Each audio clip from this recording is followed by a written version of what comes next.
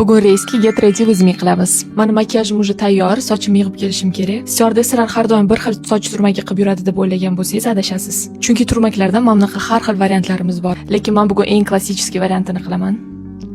Sochim bunaqa yig'ib yurishim sababi juda ham tez yig'iladigan variant. Ikki xil rezinkam bor.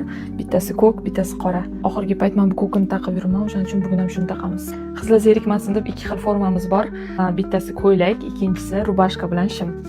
Oxirgi payt men ko'p shimda yuribman, o'shaning uchun bugun ham shim kiyaman. Formamni ham kiyib keldim, endi obrazimni aksessuarlar bilan to'ldiramiz. Birinchi taqadigan narsam bu mana bunaqa remень.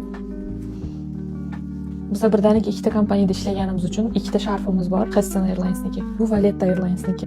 Lekin qaysi biri sharfni taqish bu bizning xohishimizga emas, qaysi samolyotda uchayotganimizga bog'liq. Bugun Heston Airlines'da samolyotda uchamiz, o'shaning uchun bu sharfni taqaman. Bitta qo'lga faqat bittadan uzuk taqib yurishga ruxsat beriladi. Majburiy aksessuarlardan biri bu soat. Har doim o'zimiz bilan ruchka ham olib yurishimiz kerak. Hestonda ruchkasi bor menda. Ustimdan yana mana bunaqa jaketam kiyib olaman. Deyarli oxirgi shtrix qizil pomada surib oldim. Har bitta obrazda обязательно sumочка bo'lishi kerak. Meni как раз shu obrazimga to'g'ri keladigan bitta sumkam bor. Mana obrazimiz tayyor.